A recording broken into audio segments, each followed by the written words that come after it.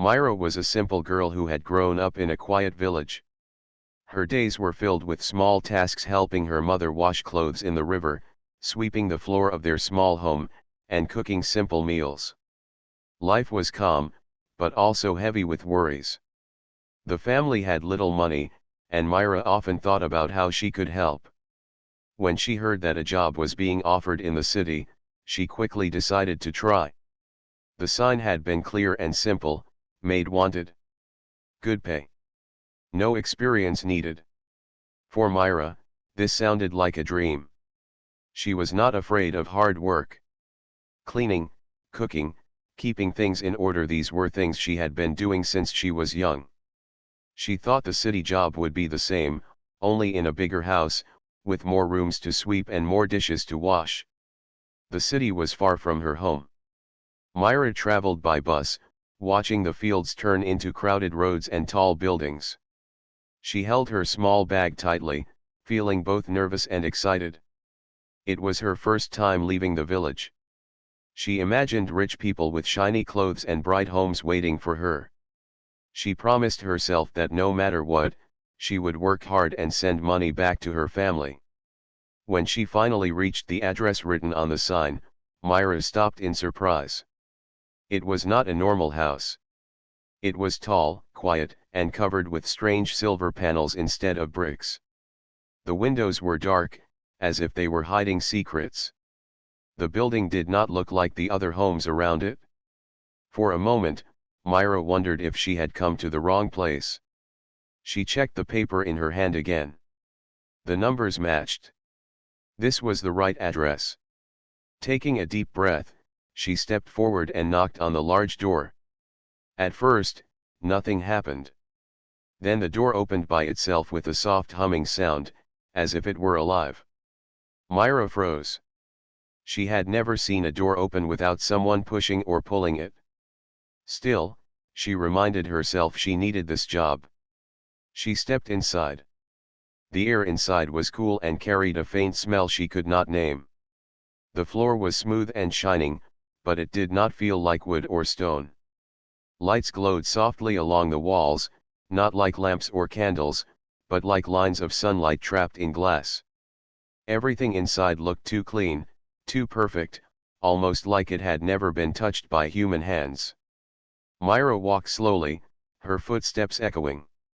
She expected to see a rich family waiting, but instead the room was empty. She called out, "Hello. I am here for the maid's job." Her voice sounded small in the large hall. For a few moments, there was only silence. Then she heard a soft voice behind her. "You came." Myra turned quickly. Standing near the far wall was a tall woman she had not noticed before. Her presence was calm but powerful. She wore a long dress that shimmered faintly, as if it was woven from light. Her hair was dark and smooth, but her eyes were silver, glowing softly like the moon. Myra's heart skipped. She had never seen eyes like that on any human. The woman smiled gently. "Do not be afraid. You are Myra, yes?" Myra nodded slowly. "Yes. I came for the maid's job." The woman studied her with a thoughtful look. "You are not what I expected. But maybe you are exactly what I need." Myra blinked, confused. She had no idea what the woman meant. She wanted to ask, but her throat felt dry. Instead, she clutched her small bag and tried to stand straight. The woman walked closer, her steps soundless. "You think this is an ordinary house," she said softly. "But this place is more than it seems. And the work here is not like any other maid's work." Myra frowned slightly. "But, the sign said you needed a maid." "I can clean, I can cook, I can take care of things." The woman's silver eyes shone brighter for a moment. She looked almost pleased. "Yes. That is why I chose those words. I needed someone who understands care. Someone who does not come here for power or glory. Someone who comes with simple hands and an honest heart." Myra did not understand, but she felt the woman's words carried weight. She tried to smile politely. If you give me a chance, I will work hard. I promise. The woman's smile widened slightly, but there was a mystery in her expression. She raised her hand and touched the wall beside her. At once, the entire room shifted. The smooth walls rippled with light, the ceiling opened to reveal a view of endless stars, and the floor beneath Myra's feet began to glow. Myra gasped and stepped back. She was no longer standing in a city building. She was inside something far greater, something alive, filled with power and silence. The woman looked at her calmly. Yes, she whispered. You will do. Myra clutched her bag tightly, her heart racing. She had come looking for a simple maid's job. But it was clear now this was no ordinary place, and this woman was no ordinary employer. Something strange and enormous had begun. Myra stood frozen in the glowing hall. A moment ago, she had thought she was in a strange city building. But now, the walls had shifted, the ceiling had opened to show a sky full of stars, and the floor itself hummed softly under her feet.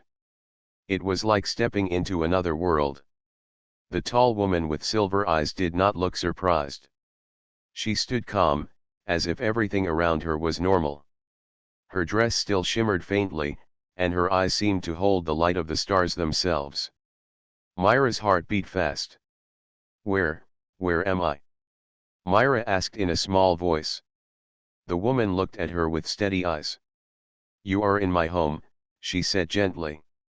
Then, after a pause, she added, or perhaps I should say, my ship. Ship? Myra whispered. She had seen boats on rivers, wooden ones that carried fish or people. But this was no boat. This place was larger than any house she had known, and it felt alive. The woman walked closer, her steps light and graceful. I am not from this city. I am not even from your world. I came here because I need help. And I chose you. Myra's mouth went dry. Her hands gripped the strap of her bag. Me? But I am just a maid. I don't know anything about ships or stars. The woman smiled, though her eyes were serious. That is why I chose you. You see, the leaders of your world think of war and power. Soldiers think of weapons. But you think of work, of care, of keeping life alive. That is what I need. Myra shook her head slowly. None of this made sense. She wanted to believe it was a dream, but the cold floor under her feet and the shining stars above told her it was real. You said you came from another world, Myra said carefully. Does that mean you are? She stopped, unsure if she should say the word. The woman finished it for her. An alien? Yes. That is what your people would call me. Myra's chest tightened.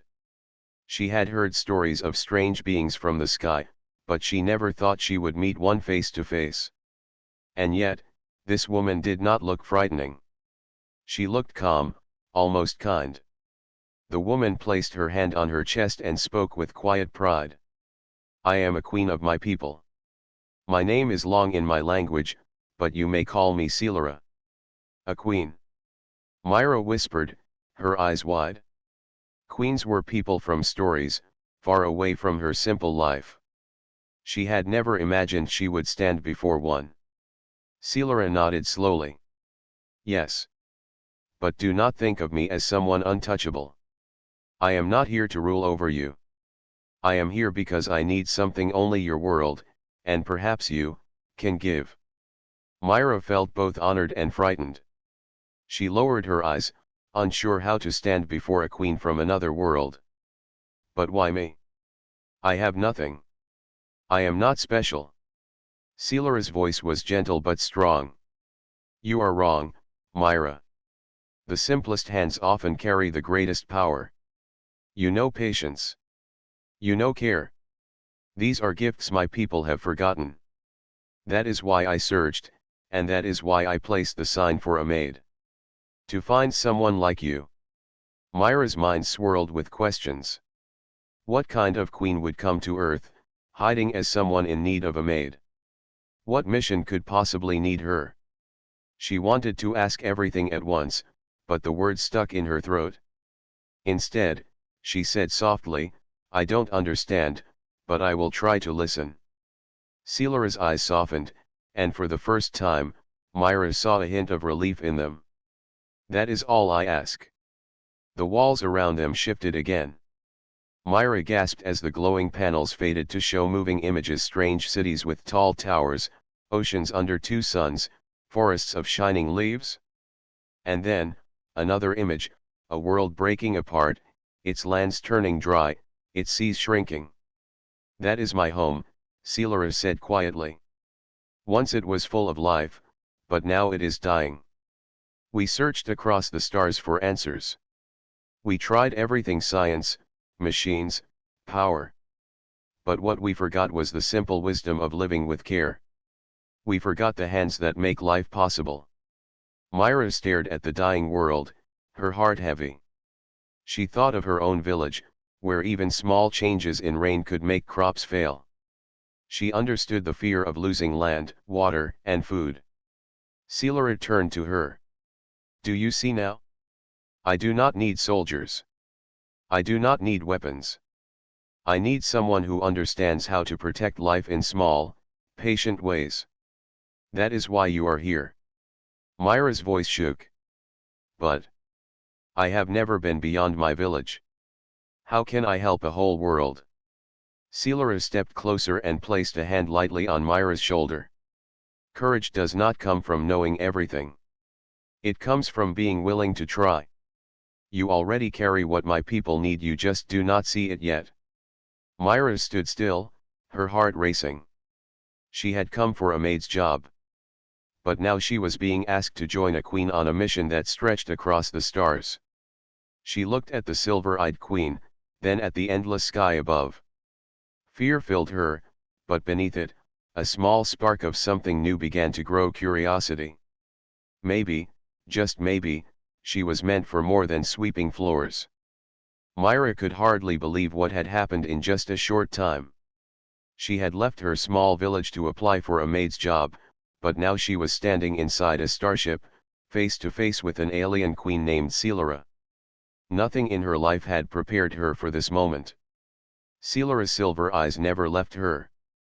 The queen carried herself with calm strength, but Myra felt there was also a hidden sadness in her gaze, as if she carried a heavy burden that no one else could see. "Myra," Celera said softly, "you do not need to decide everything at once. But you must at least see what I want to show you." Before Myra could answer, the floor beneath her feet shifted slightly.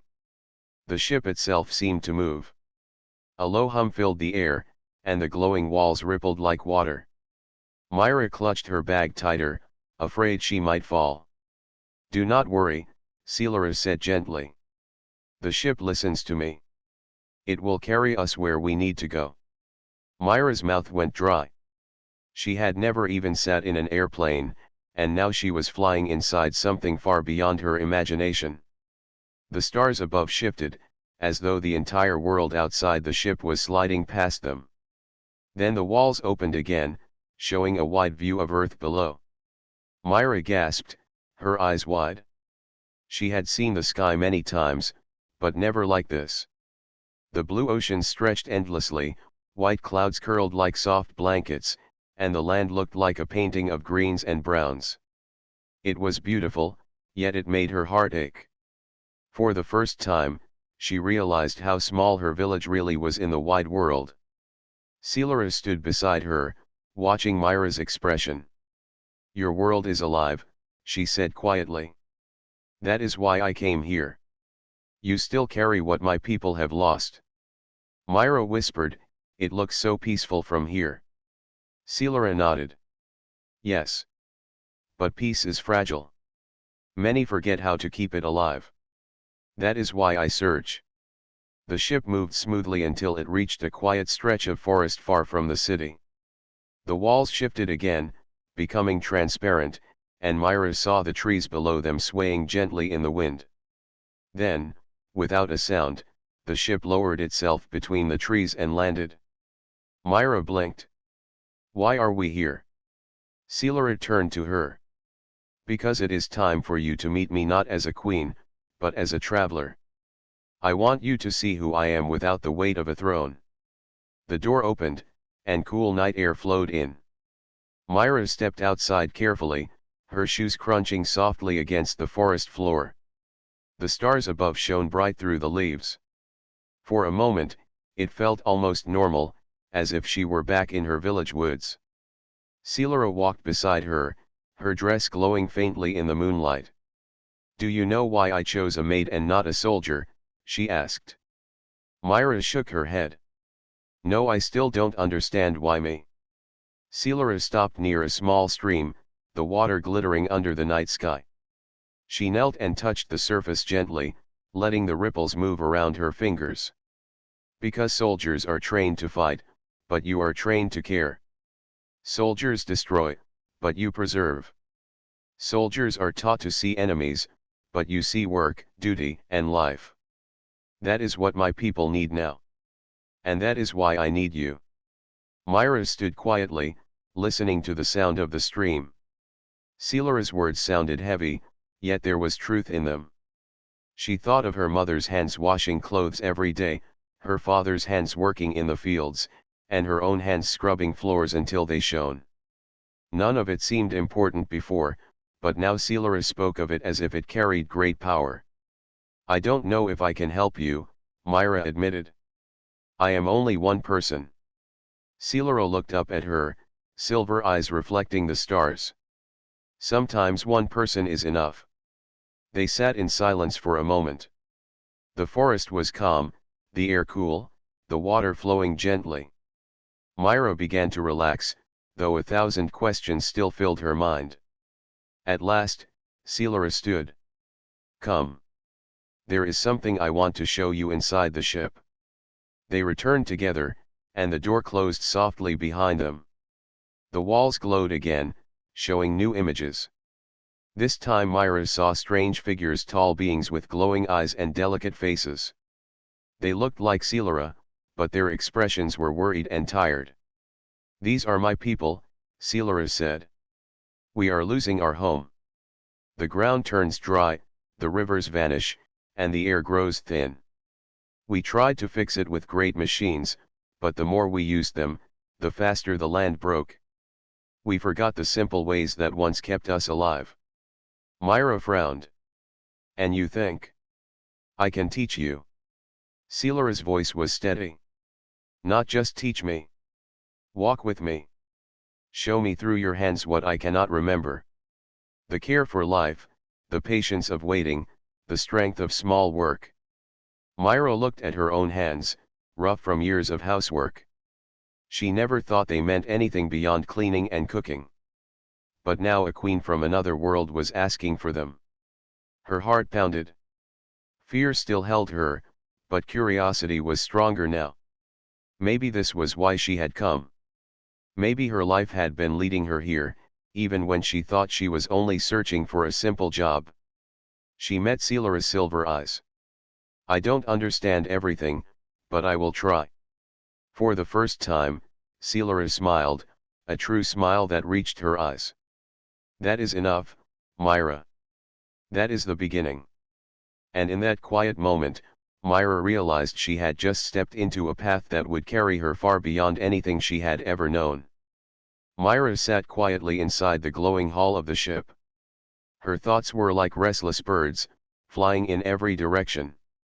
Just yesterday she had been a village girl searching for a maid's job. Now she was sitting across from an alien queen who spoke of dying worlds and forgotten wisdom. Seelara, the queen, stood tall before the shifting walls.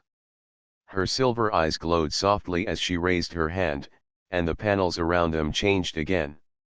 This time, Myra saw a map of the stars. Countless points of light filled the walls, stretching in every direction. Some stars shone bright, others dimmed like fading candles.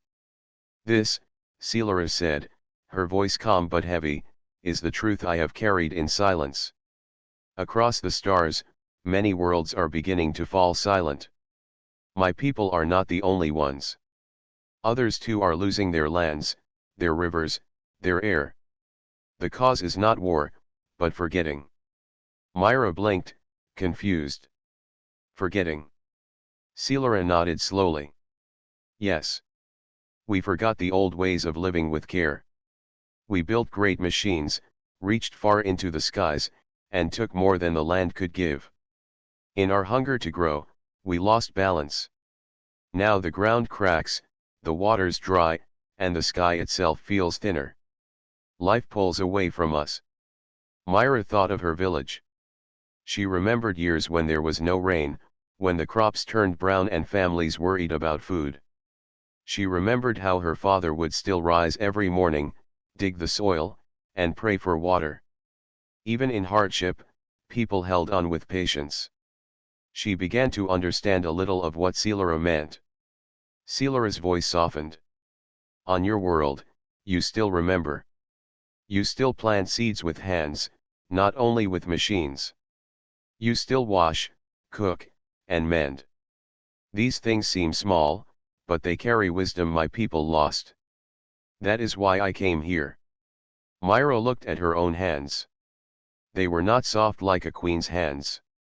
They carried small scars from years of scrubbing, cooking, and helping her mother. She had always thought of them as plain. But now Selara spoke as if they were treasures. I never thought cleaning or cooking meant something important, Myra admitted. Selara's silver eyes rested on her. The smallest acts hold the deepest truths. To clean is to care. To cook is to give life. To plant is to believe in tomorrow. My people forgot these things. And so, our tomorrow began to fade. The ship grew quiet. Myra felt the weight of Selara's words pressing gently on her heart. She wanted to ask more, but Selara turned again to the star map. She touched one fading star, and the map zoomed closer. A world appeared, vast deserts stretching where rivers once flowed, forests standing like skeletons, and cities half buried in dust. This was a world we once called a friend, Selara said softly. They too forgot. Now they are gone. My people fear we will follow. Myra swallowed hard. She could almost feel the dry air of that dead world. A shiver ran through her. Selara turned back to her. This is why I searched not for warriors or kings, but for someone like you. You carry the memory of care. You know what it means to protect life in small ways. I believe your world still holds the secret my people need. Myra hesitated. But I am only one person. How can I help when even your whole world cannot save itself? Selara walked closer, her presence calm but strong. Because change does not begin with crowds. It begins with one person willing to act. You may not save my world alone, but you can remind us of what we lost. And once a flame is lit, it can spread. Myra lowered her eyes. Fear still lingered in her heart, but there was also a small spark of hope. She thought of her mother's gentle lessons, her father's patient work, her own hands scrubbing floors. Perhaps those small things did matter. The queen studied her face. Myra, I will not force you. If you wish to leave, I will return you to your village. But if you choose to walk with me, you will see worlds beyond imagination. You will also carry great responsibility.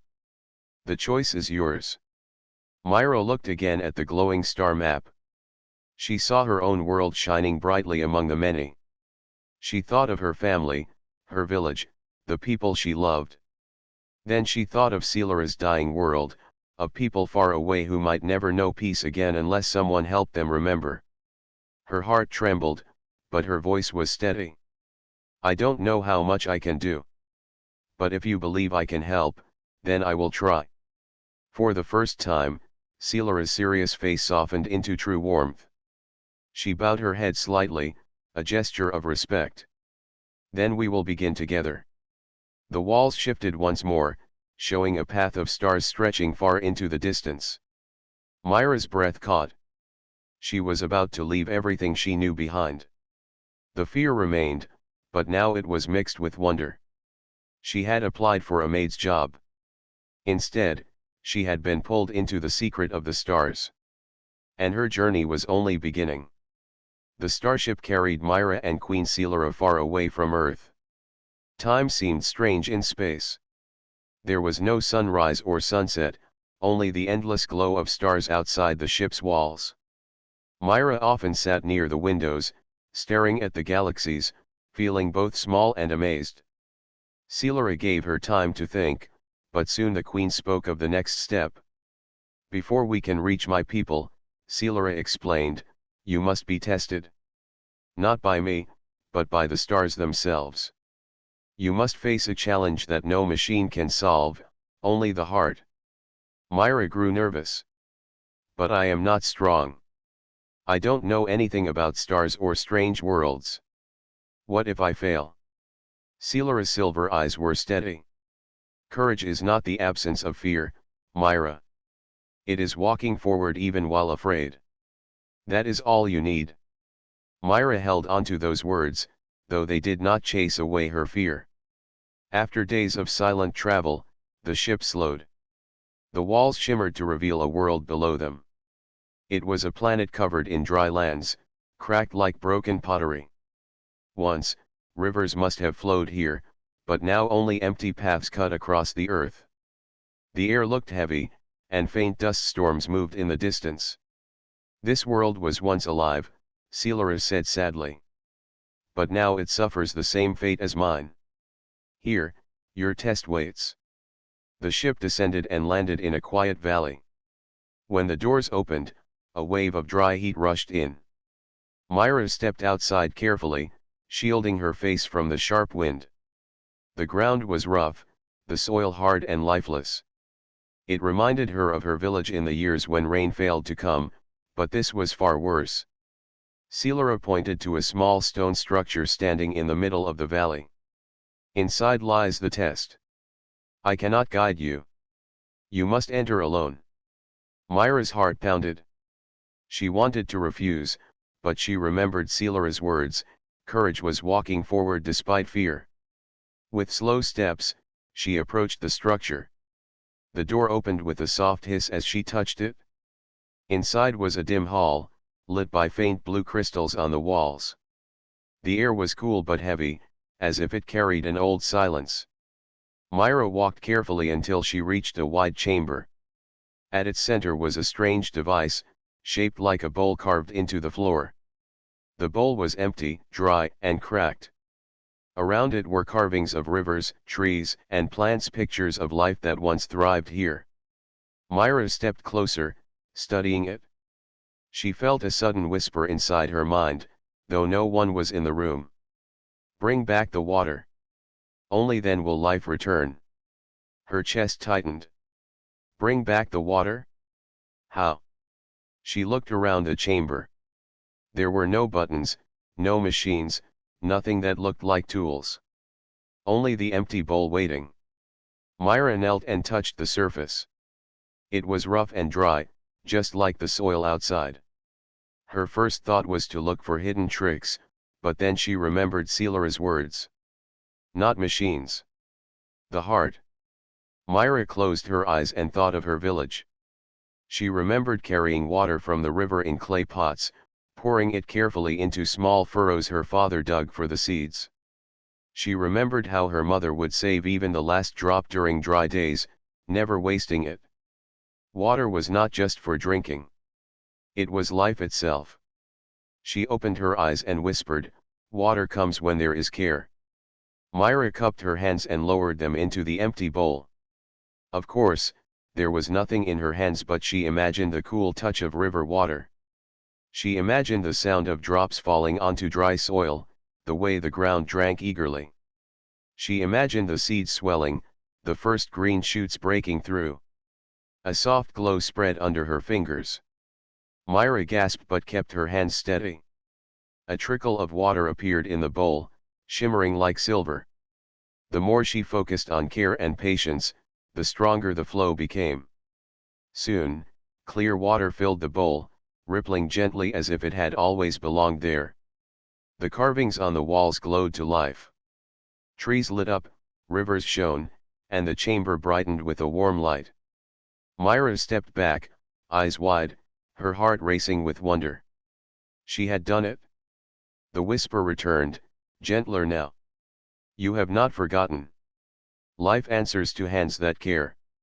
The chamber grew silent again, but the bowl remained full of shining water. Myra stood trembling, unsure how such a thing was possible. She had no great power, no machines, only the memory of simple work and care. Yet it had been enough. When she stepped outside, Celara was waiting. The queen's silver eyes glowed brighter, though her face remained calm. You succeeded. Myra nodded slowly, still in disbelief. I only thought of my village. Of carrying water, of helping the land.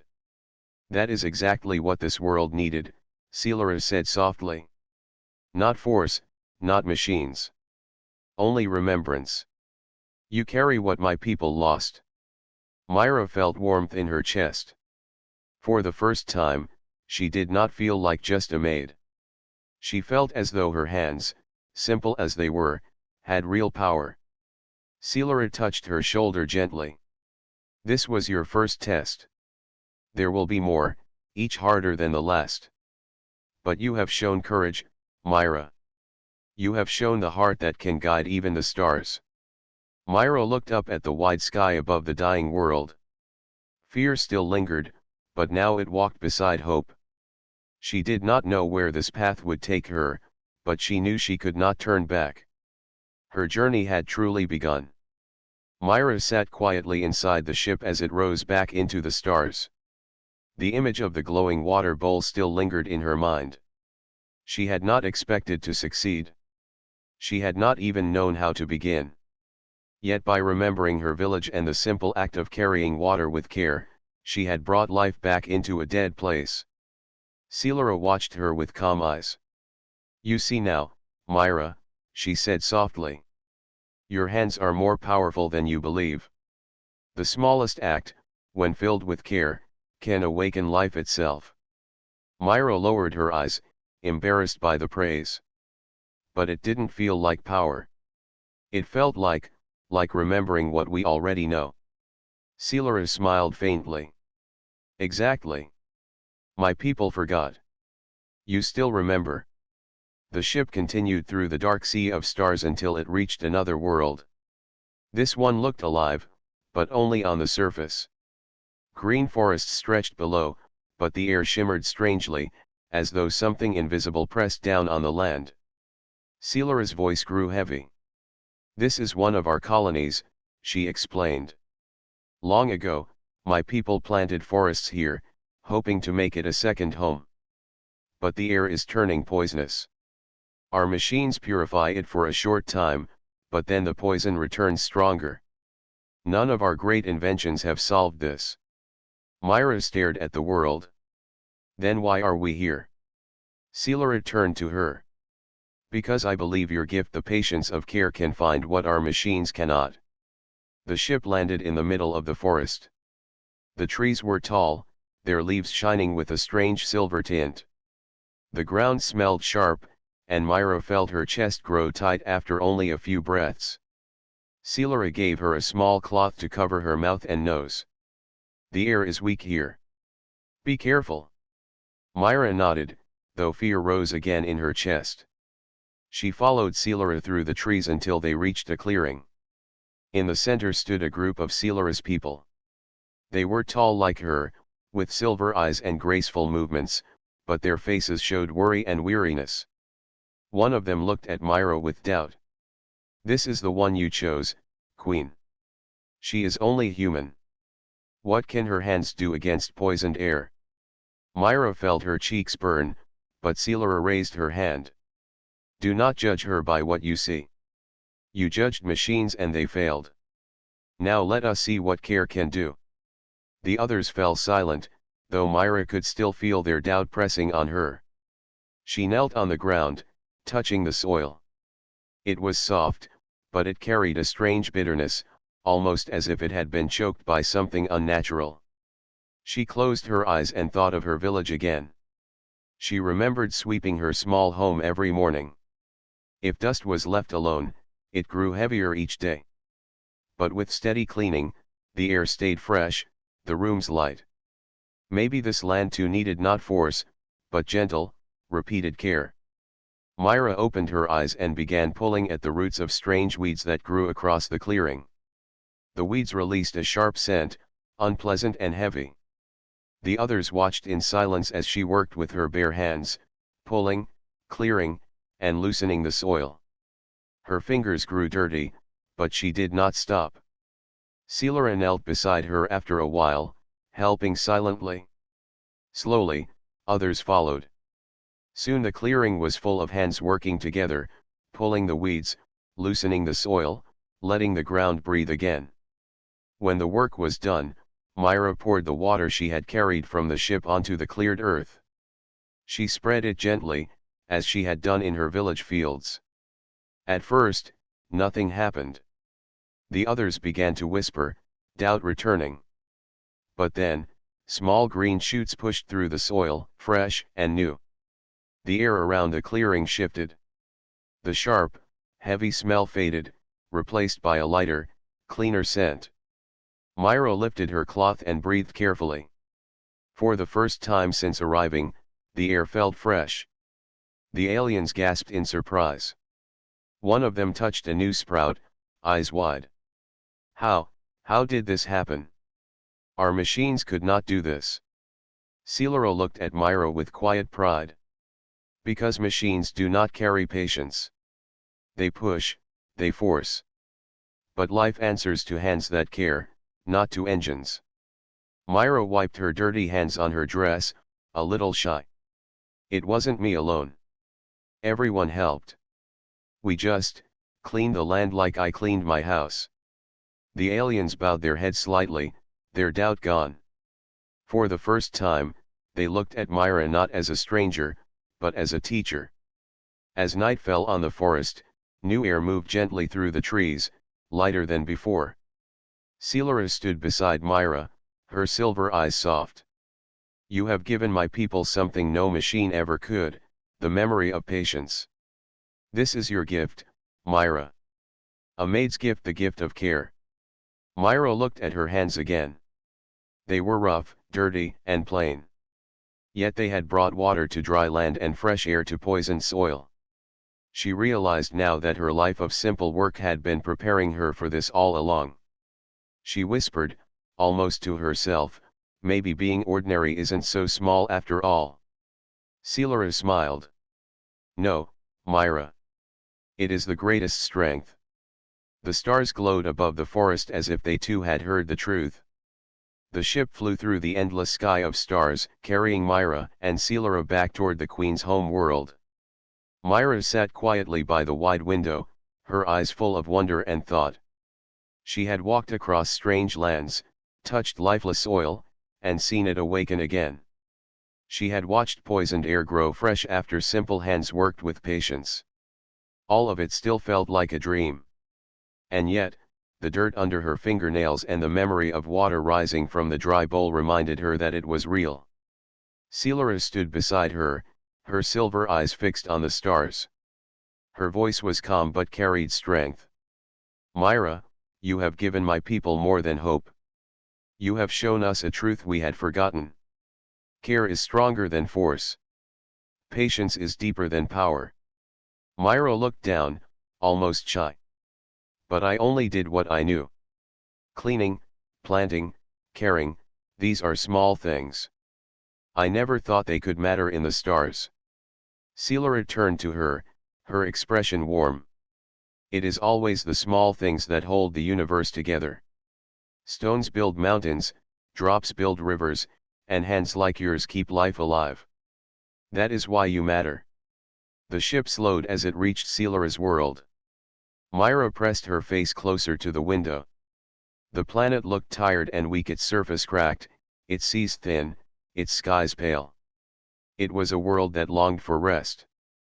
The ship descended and landed near a great city of silver towers. But even those towers looked faded, their glow dim. Celara led Myra outside. The air was thin but still breathable. Crowds of Seelara's people had gathered. They were tall and graceful like their queen, with silver eyes that shone faintly.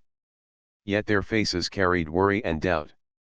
When they saw Seelara return, they bowed deeply. But when their eyes fell on Myra, whispers ran through the crowd. Some looked confused, others doubtful. A human? So ordinary? Can she truly help us? Myra's hands tightened at her sides. She felt their stares like heavy stones. For a moment, she wanted to hide, to run back into the ship. But Seelara stepped forward, her voice clear and steady. My people, Seelara said, you look for strength in machines, in weapons, in power. But strength has always been in care. This human girl has shown me what we forgot. She carries the patience we lost, and through her, life has begun to answer again. She gestured to Myra. Judge not her size or her plain hands. Judge the gift she brings. The crowd grew silent. Seelara led Myra to the center of the city, where a wide circle of dry earth lay between the towers. Once, it had been a garden, but now it was lifeless dust. Myra knelt down, her heart racing. Everyone's eyes were on her. She closed her eyes and thought again of her village, the smell of wet soil after rain, the sound of water trickling into furrows, the soft sprouting of seeds. She placed her hands gently on the earth. At first, nothing happened. Doubt pressed hard on her. She could hear whispers rising again. But Myra kept her hands still, her thoughts steady. She remembered her mother's voice, care does not show its gift in one day. It needs time. And then, slowly, the ground shifted. Tiny green shoots broke through the dust. The air grew lighter, carrying a faint fresh scent. The crowd gasped as the dry earth filled with new life, small plants at first, then stronger ones, stretching toward the pale sky. Seelara's people fell to their knees. Their silver eyes shone brighter, filled with wonder. Some reached out to touch the new plants as if they were treasures. The whispers of doubt turned into cries of joy. Myra sat back, breathless, her hands dirty but her heart full. She had done what no great machine could do. She had reminded a whole world of the simple truth of care.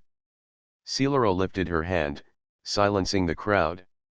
Her voice carried with strength. Let this day be remembered. A human maid has given us back the memory of life. From her, we have learned again that patience is power, and care is the path to survival. She turned to Myra, her silver eyes softer than ever before. Myra, I give you my promise. As long as I rule, your people will never be forgotten. Your world will be protected, for you have protected ours. The bond between our stars is sealed. Myra's eyes widened. She had never dreamed of such words. She had come for a maid's job, but now she stood as a bridge between two worlds. She bowed her head, unsure what else to do. That night, the city glowed brighter than it had in many years.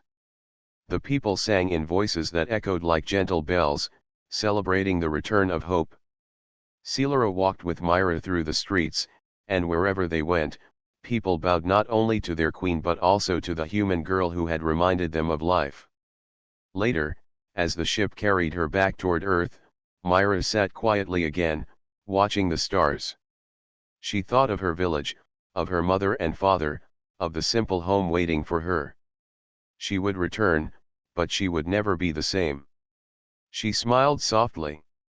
She had begun as a maid searching for work. But now, she was something more, a keeper of life, a friend to the stars. And though the journey had ended, she knew in her heart that the story was only beginning.